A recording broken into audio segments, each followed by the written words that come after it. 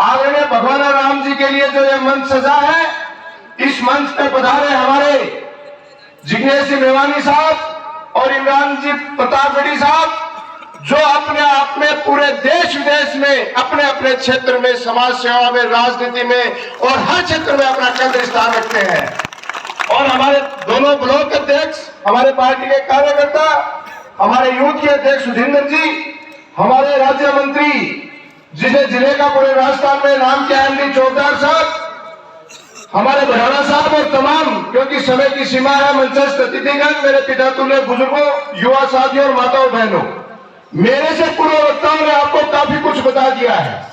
जैसे जिग्नेश भाई अभी बता रहे थे, ये सच्चाई है कि एक तरफ तो कांग्रेस पार्टी है जिसके कार्यकर्ताओं ने चाहे देश की आजादी के समय की बात हो, अपने प्राणों की आहुति देने में पीछे नहीं हटे थे, और चाहे देश की आजादी के बाद देश के डेवलपमेंट की बात हो, इन विदेशी ताकतों से लड़ते हुए चाहे हमारे आदरणीय प्रधानमंत्री पूर्व इंदिरा गांधी जी के सीने को छलनी कर दिया गया हो, और चाहे हमारे पूर्व प्रधानमंत्री राजीव गांधी जी जो युवाओं के लिए कंप्यूटर क्रांति लेके आए और 18 साल के युवा को मत का अधिकार दिया, उनके भी सब के चिथड़े चिथड़े उड़ा दिए इन्होंने, लेकिन कांग्रेस के पार्टी कार्यकर्ताओं ने आज तक हार नहीं मानी। और देश के विकास में और राजस्थान प्रदेश की बात करूं, हमारे मुखिया यशस्वी मुख्यमंत्री अशोक जी गहलोत ने जो नाम किया, चाहे वो कोरोना मैनेजमेंट हो, चाहे महंगाई की मार के बाद जो राहत कैंप लगा के 10 योजनाएं हमारे बीच में लेके, हर व्यक्ति को पता है, डिटेल में बताऊंगा तो समय लग जाएगा। और जब कल घोषणा पत्र जारी हुआ तो जो 25 लाख रुपए का चिरंजीवी योजना है प्रतापगढ़ी साहब, उसको 50 लाख रुपए कर दिया।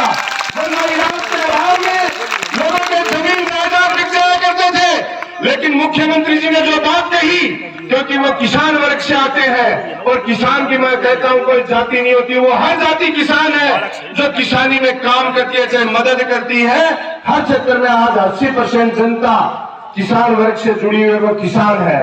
और दूसरी तरफ है भारतीय जनता पार्टी के लोग जो बाबा साहब अंबेडकर द्वारा बनाए गए संविधान को और लोकतंत्र को खत्म करने का काम कर रहे हैं। वो ये सपना दिखाते हैं कि या तो कांग्रेस मुक्त भारत हो या आप बीजेपी का कार्यकर्ता कोई वोट देने जाए। कल परसों प्रतापगढ़ी साहब, मुझे अफसोस हो रहा था, प्रधानमंत्री जी ने अपने कार्यकर्ताओं को कहा कि भाइयों और बहनों, जब वोट देने जाओ तो बटन ऐसे दबाना कि जैसे इन कांग्रेसियों को या विपक्षियों को फांसी पे चढ़ा रहे हो। यह लोकतंत्र की परिभाषा है। एक तरफ तो बाबा साहब भीमराव अंबेडकर ने हमें अधिकार दिया कि राजा के घर राजा पैदा नहीं होगा, आपके वोट के अधिकार की वजह से जनप्रतिनिधि चुना जाएगा और सरकार चुनी जाएगी। ऐसे लोकतंत्र को ये खत्म करना चाहते हैं, विपक्ष को खत्म करना चाहते हैं। मुझे अफसोस होता है सैनिकों की इस वीर भूमि में ये अग्निवीर जैसी योजना लेके आ गए, हमारा बिहार ऑफिस बीकानेर शिफ्ट कर दिया। हमने हमारे युवाओं से निवेदन किया कि प्रधानमंत्री जी आपका साथी आ रहा है कल्लोलगंज, उनसे पूछना कि आपने हमारे लिए क्या किया। अरे बेटी का बाप बुआ कहाँ हुआ भाई, मेखलिया टोपलिया मिठाई लेके आवा है। ये लोग हमारे झुंझुनू की धरती पे आए और बोले मत हार के राम राम ले आयो। ये जाति और धर्म के नाम पे लड़ाने के सिवा कुछ नहीं कर सकते। मैं कह रहा हूं हमारी जो ओपीएस स्कीमों, सभी स्कीमों का आपको पता है, पूरे राजस्थान में माहौल बन चुका है कि इस बार राज नहीं रिवाज बदलेंगे और कांग्रेस की सरकार बनाएंगे।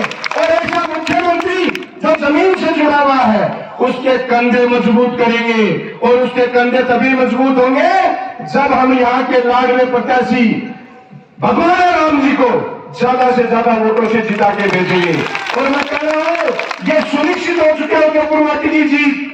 बस अगले 2-3 दिन हर व्यक्ति अपने आप को भगवान राम समझे कि मैं खुद भगवान राम हूं, मैं खुद मुख्यमंत्री अशोक गहलोत हूं, और मैं वो हर व्यक्ति को पुण्य का काम कर रहा हूं जिसकी वजह से ये योजनाएं चलती रहे।